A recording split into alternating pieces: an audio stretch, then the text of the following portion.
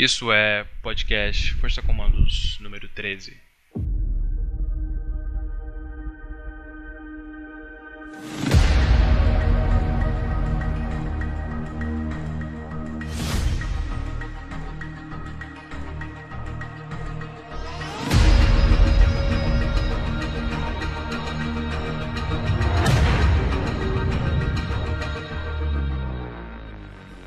Bem-vindos de volta a mais um podcast Força Comandos. Meu nome é Rafael e hoje a gente tem um convidado, é o Matheus. A gente vai falar sobre TC3 e infelizmente a entrevista com o Matheus, ou felizmente, foi feita pelo celular, mas o áudio talvez fique um pouco diferente das gravações que vocês estão acostumados, mas a entrevista ficou ótima, ficou um ótimo conteúdo e chequem aí. Então, hoje a gente está com Matheus Lisboa. Ele é socorrista formado pela Cruz Vermelha do Brasil, do Rio de Janeiro, graduado em técnico de enfermagem, bacharelado em segurança pela Universidade Federal Fluminense e também é um jornalista e tradutor. E aí, Matheus, firmeza? Fala aí, tudo bem? Tranquilo. Cara, fala pra gente sobre o TC3. O que é o TC3? Então, cara, vamos lá. O TC3, ele basicamente, ele é uma padronização de um protocolo médico, né, que as Forças Armadas Americanas usam em combate, basicamente em campo, né? Então ele começa a ser desenvolvido oficialmente mais ou menos ali no final dos anos 90 e em torno ali em meados de 2001, 2003 a gente tem uma configuração mais sólida desse protocolo, né? E hoje em dia ele é aplicado mundialmente aí, principalmente pelas Forças Armadas Americanas. A gente tem alguns movimentos aqui no Brasil já há um certo tempo, mas o Exército de Israel também usa ele e algumas outras forças armadas ao redor do mundo, né? Especialmente a OTAN também, algumas unidades da OTAN. Quem introduziu o TC3 no Brasil aqui? Cara, no Brasil a gente não tem um Jesus Cristo na história do que no Brasil a gente não tem um introdutor em si. Aqui no Brasil ainda está engatinhando sobre essa questão, mas um nome forte que a gente tem aqui no Brasil é o Dr. Sérgio Manilha, integrante do Tigre. Ele é médico e policial do Tigre, da unidade especial do Paraná.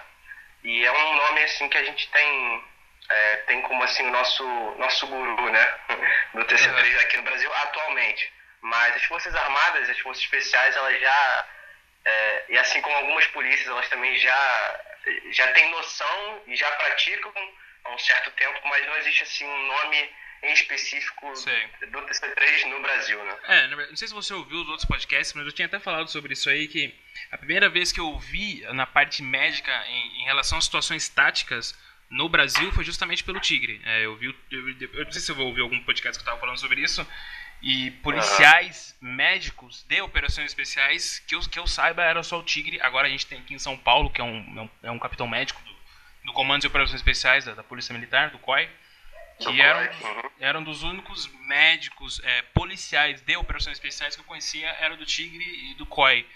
Mas, na parte médica, assim, especificamente, extremamente novo isso aqui, né? Mas, tipo, eu escuto o termo tático, APH tático, ou TC3, ou TCCCC, ou algo do tipo, há um bom tempo nos Estados Unidos para fora, mas no Brasil aqui tem 4 anos, menos?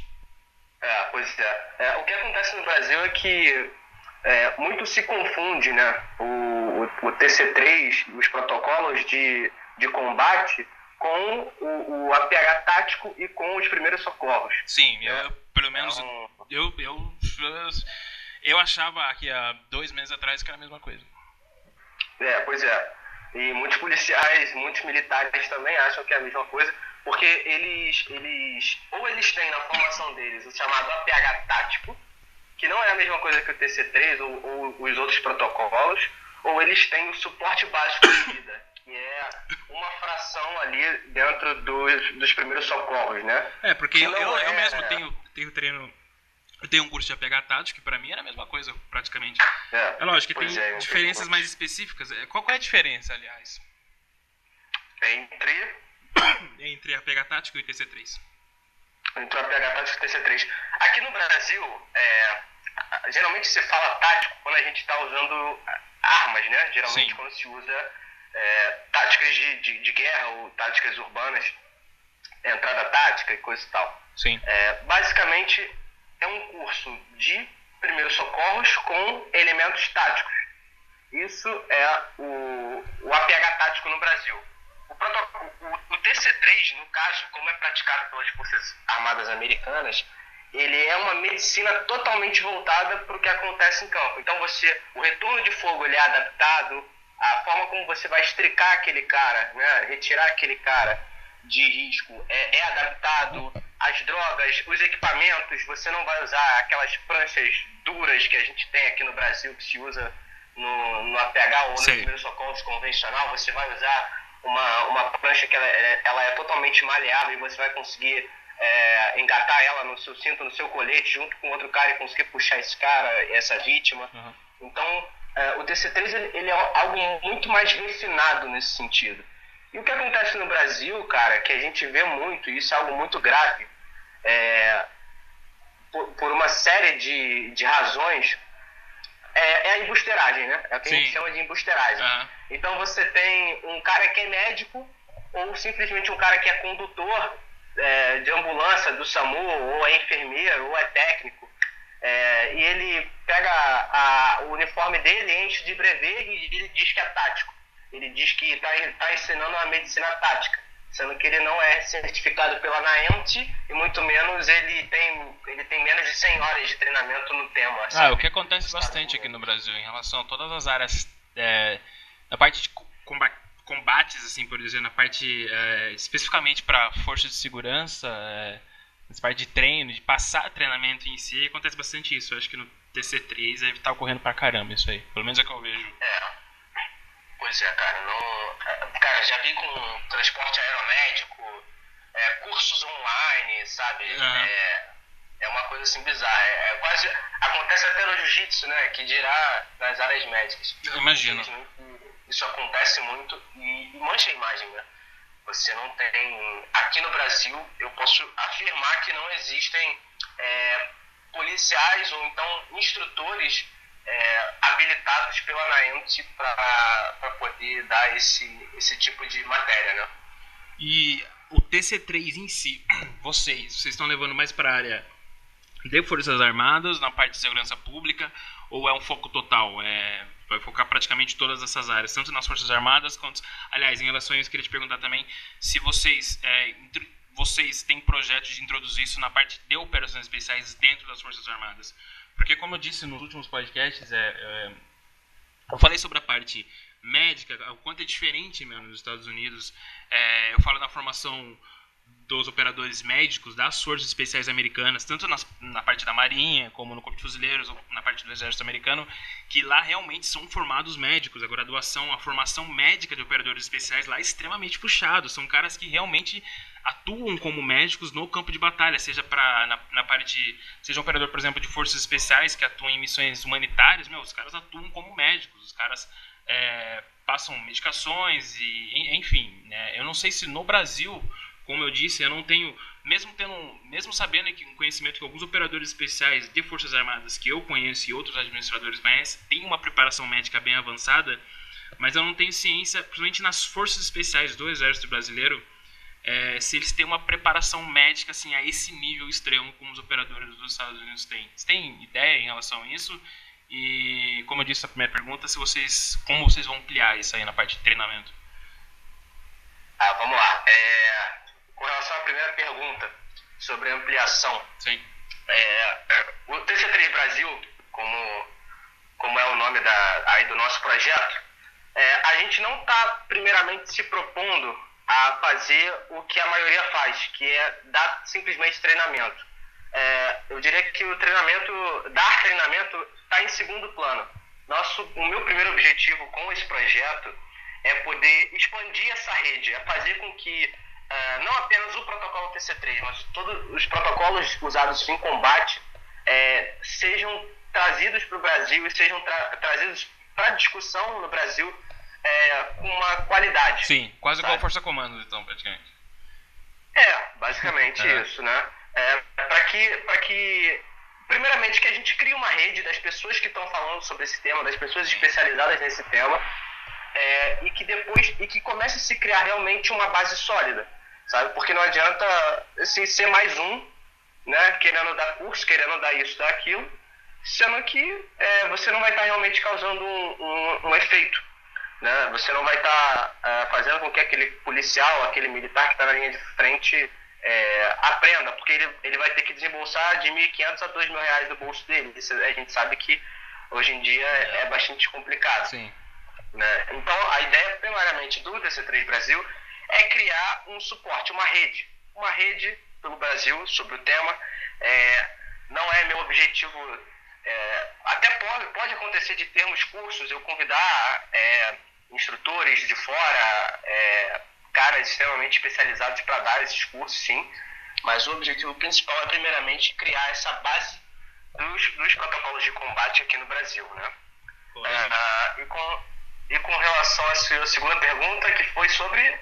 Foi a parte de qual o nível de preparação médica em relação às unidades de operações especiais aí no Brasil? Das forças especiais. Aqui no Brasil, no nível americano, a gente não tem. Não, né? Os operadores, eles são bem treinados, sim, né?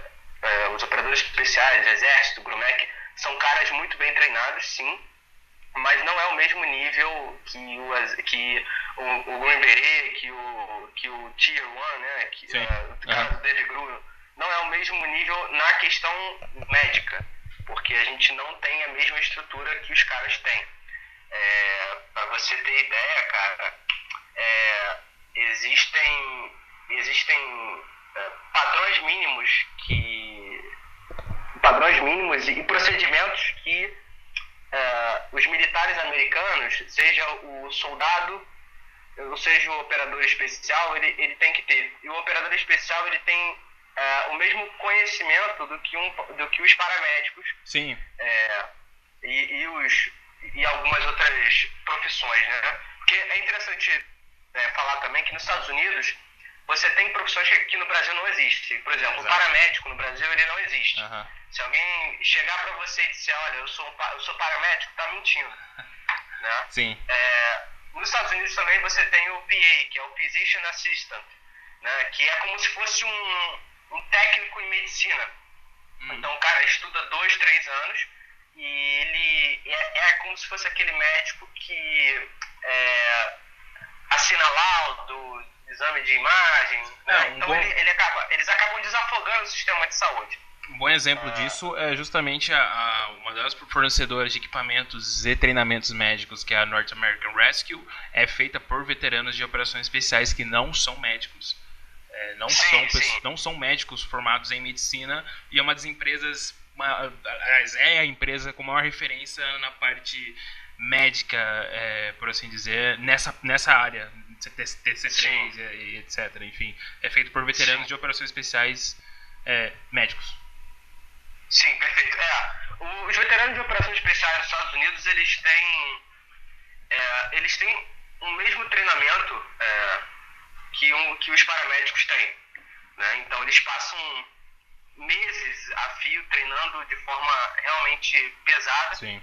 E ainda tem os próprios caras que vão para as unidades médicas. Sim, né? os PJs. Você pega exemplo, os caras dos PJs são quase 3 anos de formação na área médica.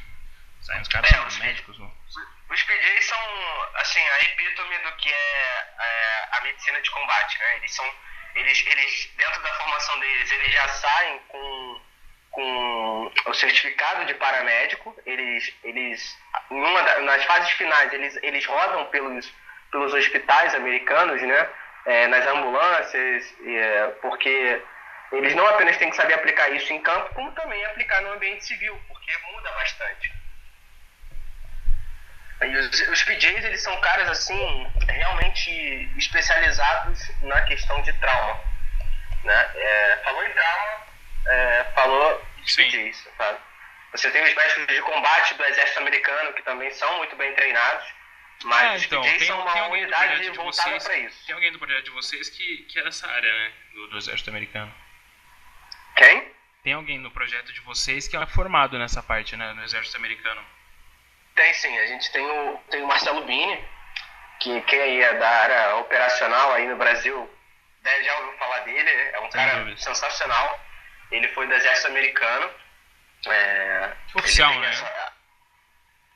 Não sei dizer se ele foi oficial, mas ele tem essa formação médica, serviu na Coreia e hoje ele é oficial paramédico da SWAT, né? E oficial da polícia de San Antonio, no Texas. Porra, legal. E vocês, aliás, o projeto de vocês já foi expandido para a área policial aí no Rio de Janeiro ou não? Ele está sendo expandido, né?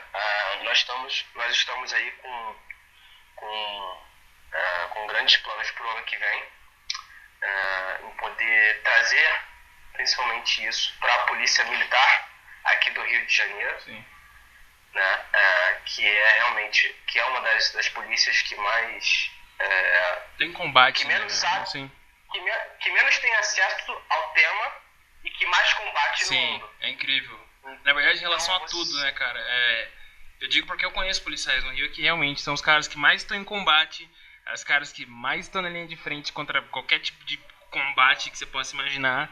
E, relação a tiro, defesa, parte médica, zero.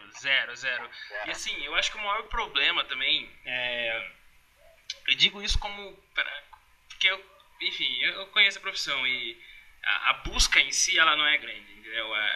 A busca na parte de tiro, é lógico que muita gente não tem disponibilidade ou condições financeiras de buscar o treinamento em si, mas eu conheço gente que tem possibilidades e, a referência que eu tenho, é conhecer pessoas que, tem aí, 10 anos de polícia e tá usando, aquele grip de xícara ainda com armamento, entendeu? Então, eu acho que, eu fico particularmente muito feliz em saber que agora tá expandindo muito mais isso aí. Eu vejo pessoas policiais de rua, RP comum, que, tem um preparo nessa parte médica, assim, e tá querendo expandir mais, porque, é uma parte muito legal, cara, muito legal.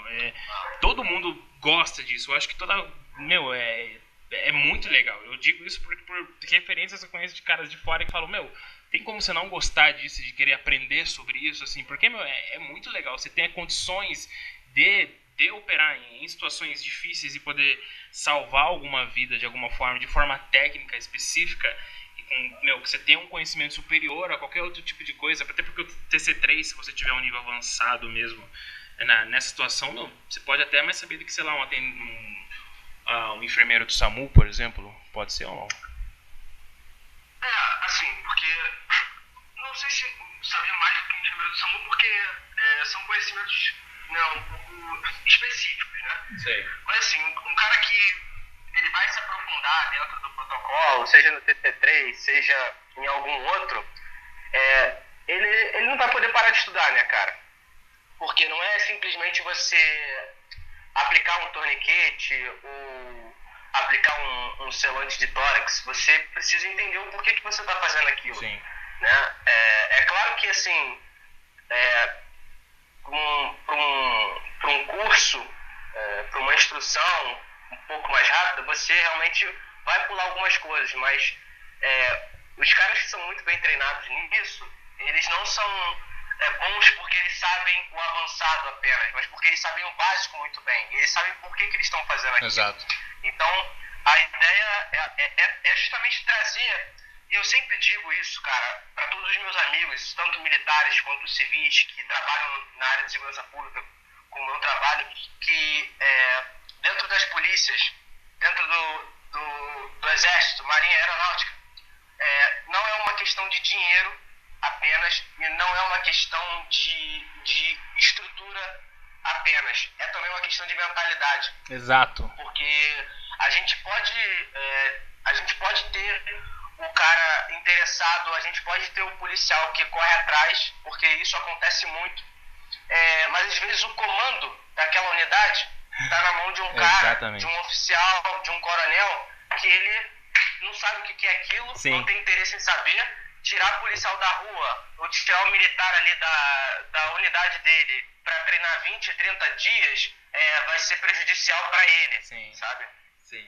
Ele tem o seu fundamento, só que hoje em dia, com o mundo que a gente vive, a guerra que a gente vive, especialmente no Rio de Janeiro, isso não mais se aplica, né? A gente precisa de modernização. Eu concordo, porque principalmente nessa área do comando em si, por assim dizer, eu já vi situações de cara, como que eu vou falar isso? De pseudos gente com uma graduação superior meio que fazendo graça de um outro policial porque tinha um torniquete no coldre. Eu posso falar sem dúvidas alguma, assim, com um torniquete ele salva muito, assim, é lógico, uma pessoa que saiba usar, claro. Mas, um torniquete pode salvar uma pessoa de infinitos tipos de ferimentos, assim. Eu falo isso porque, cara, eu já vi referências e eu estudei uma parte sobre... Quando eu recebi uma instrução relacionada sobre isso, o quanto o torniquete ele pode salvar vidas, assim... em questões, ridículas, cara. Eu conheço um caso de um cara chamado Tyler Gray, que ele é até conhecido, né, um ex-delta. Cara, se o torniquete não tivesse sido colocado de um jeito, não tivesse ficado tal tempo de maneira exata no braço dele, o cara tinha morrido, entendeu? E isso foi em meados de 2005. Naquela época, nem Tier 1 dos Estados Unidos tinha total acesso a essa parte de torniquete. Era algo tão aplicado em relação ao como é hoje em dia.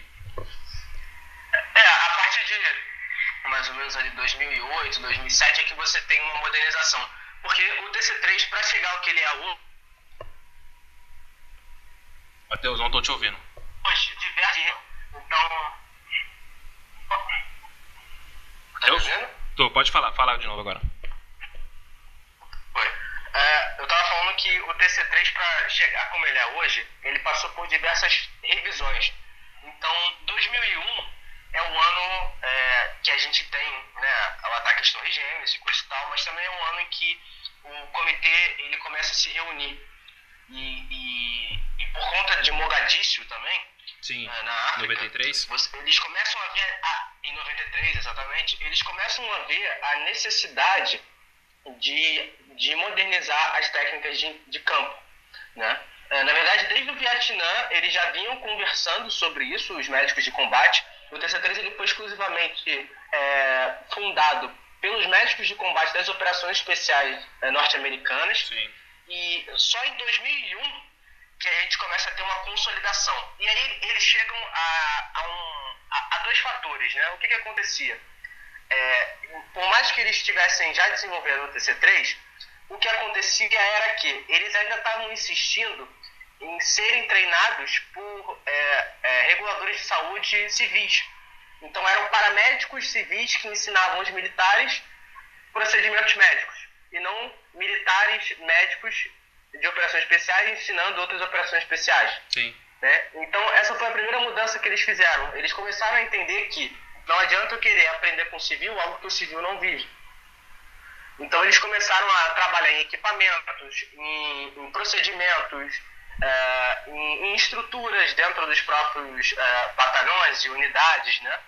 E assim eles começam a desenhar ao que a gente tem hoje, né? Que ainda assim passa por revisão todos os anos. Assim como também o protocolo civil, que hoje a gente usa aí o PHTLS. Só que aqui vai uma crítica, né? O PHTLS ele é adaptado para a realidade americana. Ainda não temos um protocolo brasileiro. Como assim? Né? Em que sentido? Na parte americana, assim? O PHTLS ele basicamente é feito para os paramédicos americanos. Então vão ter equipamentos, procedimentos que aqui no Brasil o médico, o técnico de enfermagem, o enfermeiro da SAMU, eles não vão usar, ou eles não vão ter.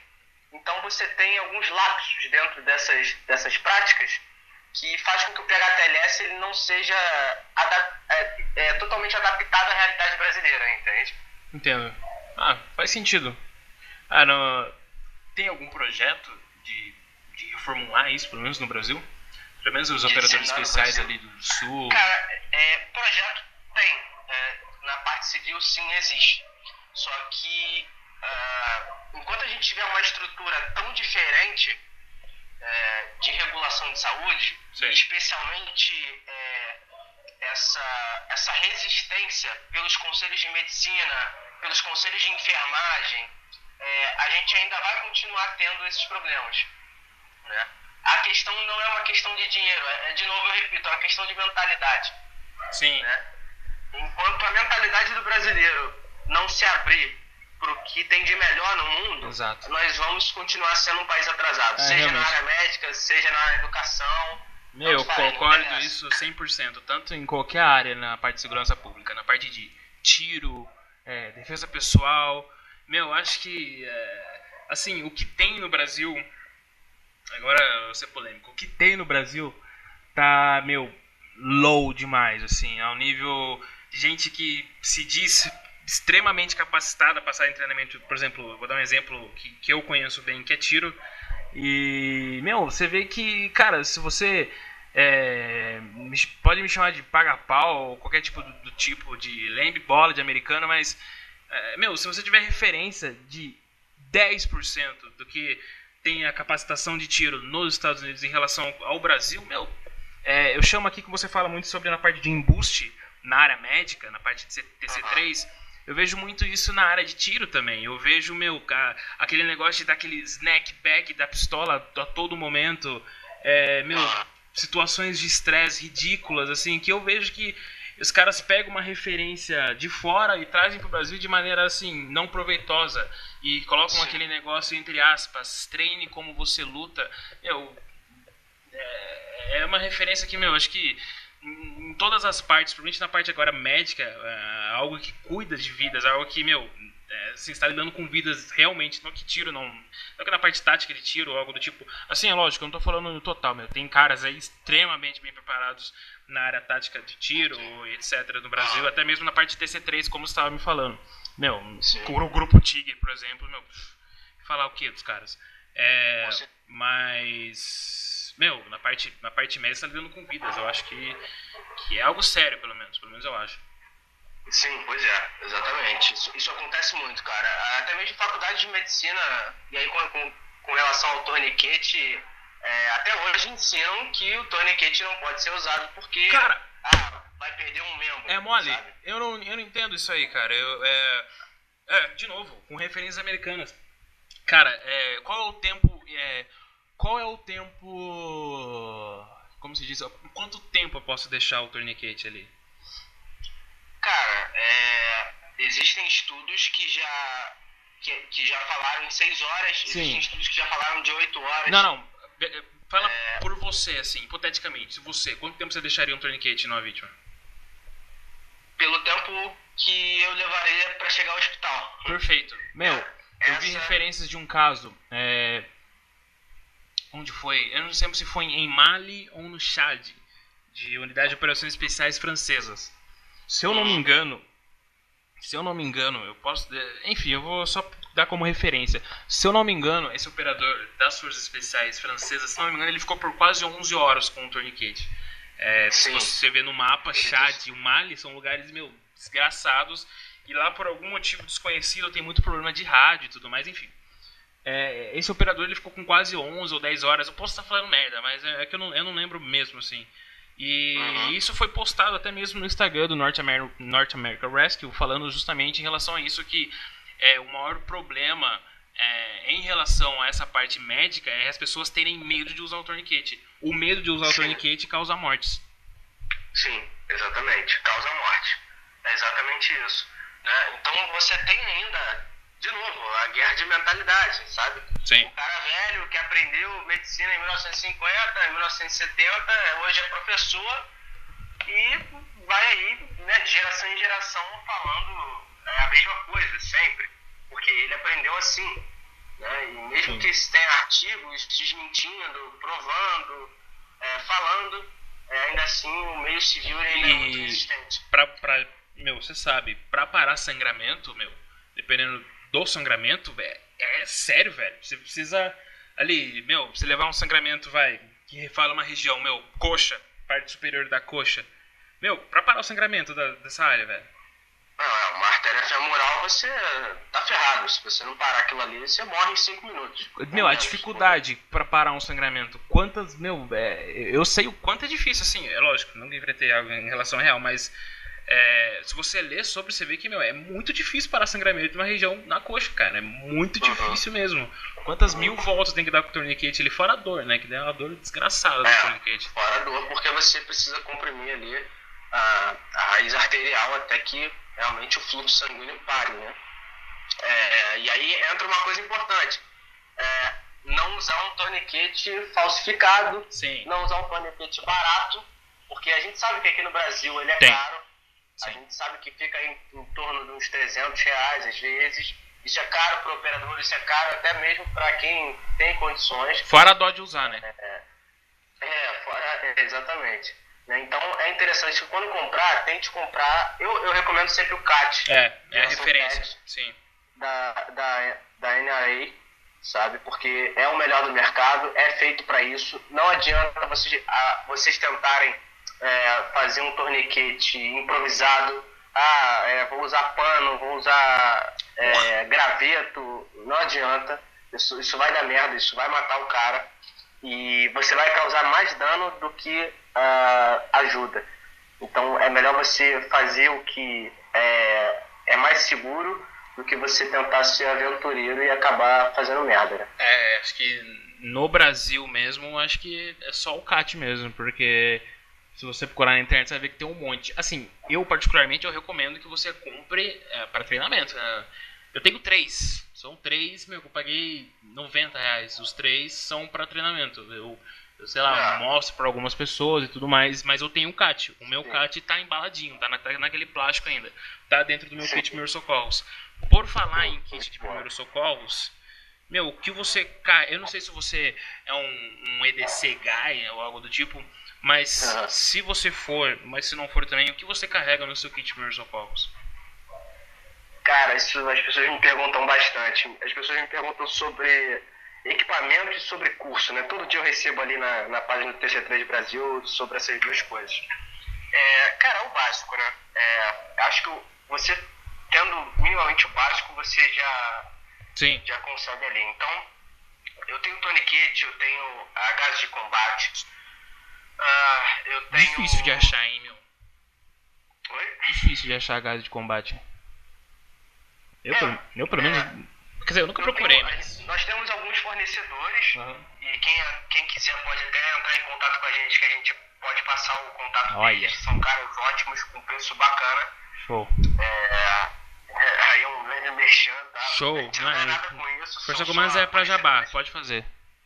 Exato. Pra quem precisar, porque eu sei que é complicado, então a gente fornece aí os números. Não, perfeito. E eu ando gás, atadura, ando bastante até, e eu ando sempre com o meu bolso, eu não deixo de andar, né? Seja na mochila, sim. Seja um porta-torniquete. No carro, pelo menos, no carro sempre tá no carro. Sim, então é um kit bem básico, eu até posso tirar uma foto depois um dia e perfeito. mostrar direitinho. Eu publico na página depois. Né? E aí, quando eu tô em treinamento, algum treinamento tático, a gente usa os bolsos com bastante equipamento, né? Sim. Aí tem os tetos e tal, aí são outros equipamentos mais complexos, mas pro dia a dia é o básico, o torniquete, o chest seal, né, que é o selante de tórax. Sim. A única esse coisa é difícil, que eu tomaria é o mais caro, né? E aí é uma dica pro pessoal, com relação ao celote. Sim. Né? O agente hemostático.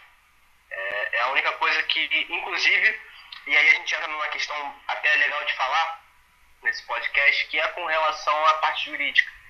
As forças de segurança no Brasil, elas têm um grande inimigo com relação a isso, que é a Anvisa. Né? A Anvisa, ela proíbe boa parte desses equipamentos. E distribuir para as forças de segurança em grandes lotes, em grandes quantidades, é difícil. Mesmo? O que pode acontecer é o cara conseguir comprar particular. Isso ele pode, é liberado. Só que esse operador, se ele for usar em uma pessoa, ele pode ir a julgamento em tribunal, caso aquela pessoa venha a falecer ou tenha algum outro tipo de problema durante a ocorrência, né? Infelizmente, quando eu digo que a gente ainda está atrasado, a gente realmente ainda está atrasado. Cara, eu não fazia ideia disso, Caramba, cara. Pois é. Tô pasmo, mano. Então, eu tomaria aí cuidado com o Celox, né? Com a gente hemostático. Sim. Mas... se bem que é meio que difícil acesso aqui no Brasil também. Quer dizer, pois é. E é caro. E antes de qualquer coisa, antes de vocês comprarem qualquer equipamento, qualquer torniquete, qualquer coisa, primeiro, treinem. Não estou dizendo apenas com questão de certificação, mas treinem, busquem conhecimento, falem com caras que são mais experientes. Eu tenho um amigo que está lá fora, que é médico de combate, que é isso, que é aquilo, conversa com ele. Ou fala com o TC3, manda direct no Instagram. Pode conversar com a gente, manda mensagem, se tiver dúvida. E principalmente, cara, e aí é uma coisa que eu sei que é difícil para muitas pessoas, eu sei que é algo que pode parecer um pouco, às vezes, fantasioso, mas aprendam inglês. Se eu pudesse dar uma das maiores dicas aprendam inglês, porque no nosso país a gente só tem 5% da população que fala inglês fluentemente. Sim. Isso eu não estou falando apenas com relação a negócios, viagem, mas a gente está falando aqui de coisas que vêm para o Brasil e que fica na mão de poucas pessoas. Sim. Né? Não é um conhecimento que ele vai ser disseminado. Então é importante que você tenha um conhecimento legal de inglês para que você possa ler os artigos, ler os estudos que estão saindo, ficar atualizado de verdade, porque a atualização não é apenas sair fazendo curso, sabe? É você poder ter contato com fontes cruas e saber o que está sendo tratado daquilo, o que foi definido, como é que é feito, entende? Não, concordo. Eu acho que isso é muito bacana. 100%, cara. Ainda mais qualquer referência que seja nessa área ou em qualquer área de interesse de segurança pública ou de forças armadas, é extremamente importante você ter o inglês, cara. Eu forço o inglês no Instagram, direto. Eu já recebi até direto falando, por que você não posta algumas coisas em português, velho? Porque, cara, primeiro que é uma plataforma, assim, até mesmo na parte médica do TC3, alguma coisa, sempre tem alguma referência que é em inglês. São Sim, com certeza. Denominações em inglês. E às vezes tem que colocar em inglês algumas coisas, porque, é uma plataforma, queira ou não queira, internacional. Tem os seguidores americanos, tem os seguidores da Nova Zelândia. Então, às vezes, não dá pra você postar qualquer coisa e o cara ficar meio boiando, pedindo tradução do Google e tudo mais, que, é uma plataforma internacional, queira ou não queira. As maiores fornecedoras de qualquer tipo de fornecer algum tipo de treinamento, algo do tipo, a plataforma é em inglês. Eu acho isso extremamente importante, é um bom ponto.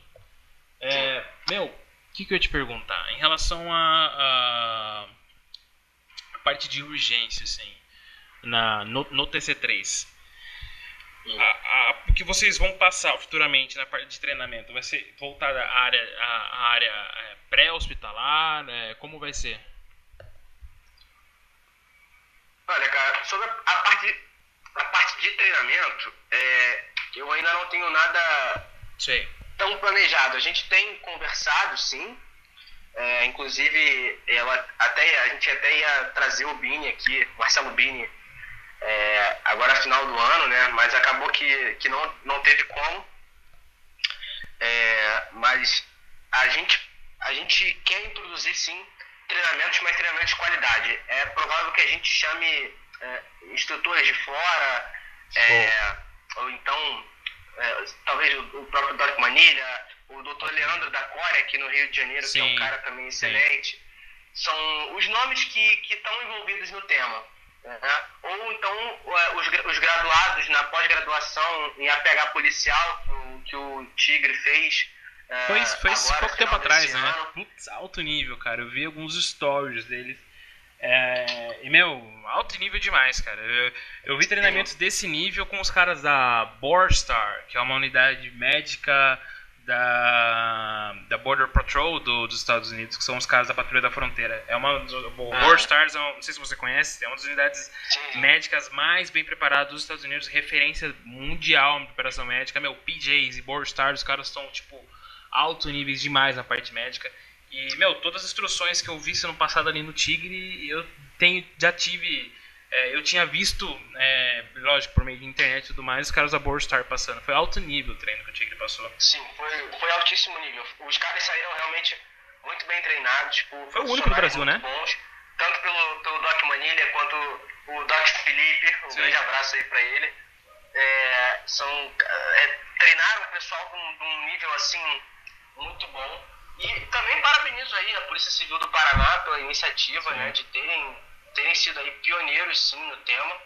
Foi algo muito bacana, algo que realmente vai conseguir ainda mais ampliar essa rede, né, sobre o tema aqui no Brasil, porque foram treinados operadores especiais, né, de diversos estados, ficaram ali praticamente 30 dias treinando.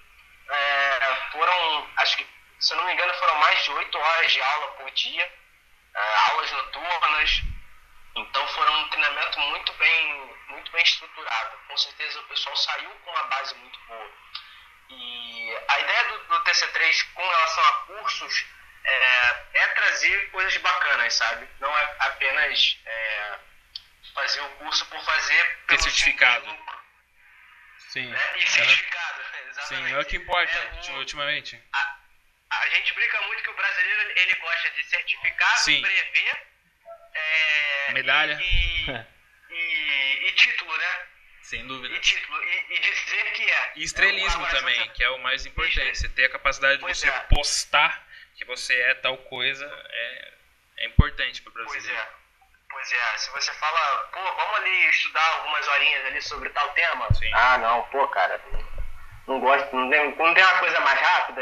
O brasileiro gosta muito de encurtar caminho, né? Então, é uma autocrítica aí que nós como brasileiros devemos e podemos fazer. Sem dúvida. Né? Para que a gente possa alcançar o potencial que a gente tem, cara. Os Estados Unidos, eles não chegaram aonde eles estão à toa. Não foram os governantes que colocaram para eles o que eles deviam fazer. Eles mesmos viram a própria necessidade. Eu acho que o Brasil está começando a chegar nesse nível, sabe? A gente está chegando... Nós precisamos chegar... nós tivemos que chegar ao fundo do poço para enxergarmos as saídas que a gente teria que ter. Né? Agora aí, mudando de governo, entrando aí no governo Bolsonaro e coisa e tal. Toda a evolução em relação ao que ocorreu nos Estados Unidos, em qualquer parte do mundo, foi justamente porque, chegou a situações extremas. Eu sempre levo em referência na parte tática.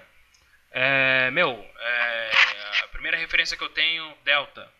Mogadíscio, Panamá, vários acontecimentos que aconteceram, tanto até no Iraque, no início da guerra, que transformaram numa unidade extremamente capacitada. Outra referência que eu tenho é da Polícia Militar do Estado de São Paulo, o GAT, caso Eloá, que, uma atuação ridícula do GAT. E hoje eu falo com todas as palavras, o GAT é uma das unidades táticas mais bem preparadas do Brasil, assim, de longe. São caras que aprenderam com os erros.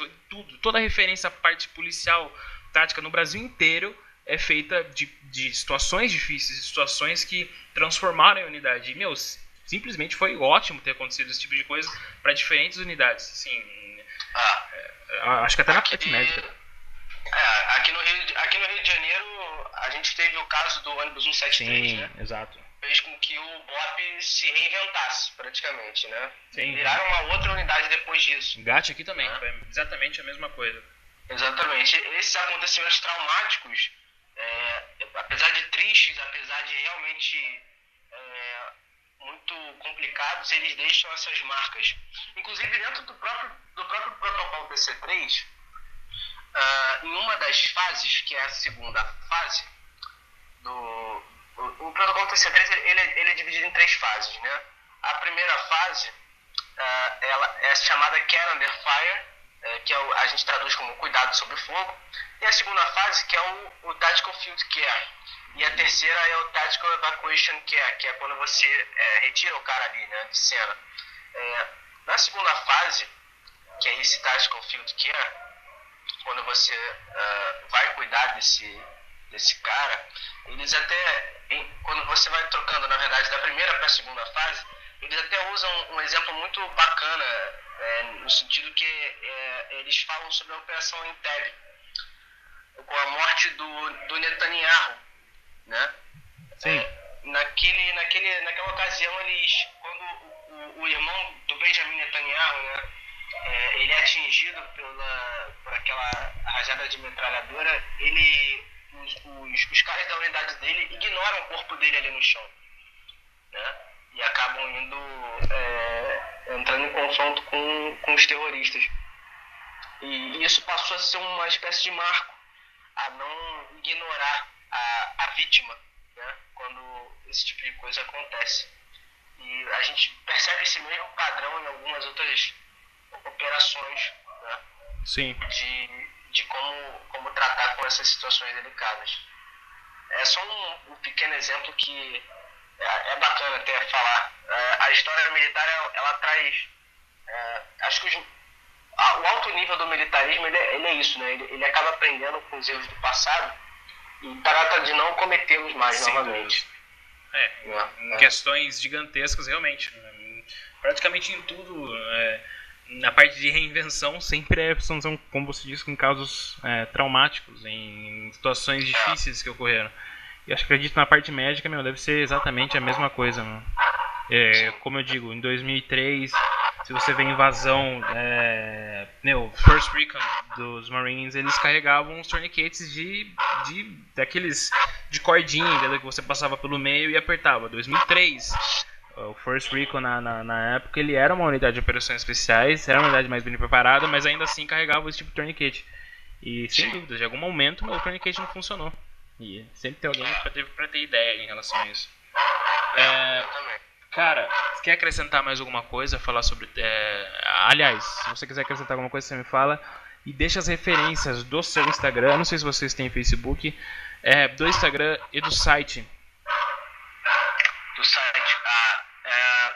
O Facebook é TC3, o numeral, né? Sim. TC3 Brasil. É só jogar ali que vocês vão ver. O nosso site é www.tc3brasil.com.br e o nosso Instagram é TC3Brasil e TC3 _ Brasil, né? Não, perfeito. Aliás, de qualquer forma eu vou linkar lá também quando eu vou postar o podcast. Eu vou além de linkar, fazer posts pelo menos diários em relação a isso e tentar me introduzir quanto mais possível e alavancar também o projeto de vocês, que o principal objetivo do Força Comandos é justamente isso. A gente poder dar esse suporte para pessoas reais, entendeu? Não embustes, pseudoscursos ou qualquer coisa do tipo, entendeu? E, pra mim é uma honra, Matheus, de verdade mesmo, cara. Não quer acrescentar mais nada? Falar alguma coisa sobre o TC3, nada? Acho que a gente poderia abrir aí uma próxima oportunidade, 100%. trazer mais gente. 100%. Não, é algo que vai rolar. Já estou deixando adiantado para todos os ouvintes, que sem dúvidas a gente vai focar mais nessa parte e sem dúvida vai trazer mais o Matheus para cá a gente falar sobre isso aí, trazer operadores e, discutir sobre isso aí, trazer uma discussão em relação a isso. E, sem dúvida tem mais conteúdo para o podcast, porque a princípio, com o tempo, eu vou agregando os conteúdos que eu quero introduzir durante o podcast, porque, como eu disse em outros podcasts, meu objetivo não é só ficar falando de operações especiais, algo do tipo, mas também na parte de preparação, bushcraft, camping, parte médica, etc. E, pra mim é uma puta honra mesmo, e sem dúvidas, cara, você tá a portas abertas sempre, qualquer tipo de tema e assuntos, sem dúvidas, isso vai ser uma figurinha marcada no podcast. Show de bola, eu que agradeço aí a oportunidade. Agradeço ao pessoal aí da Força Comandos pelo trabalho que vocês vêm fazendo.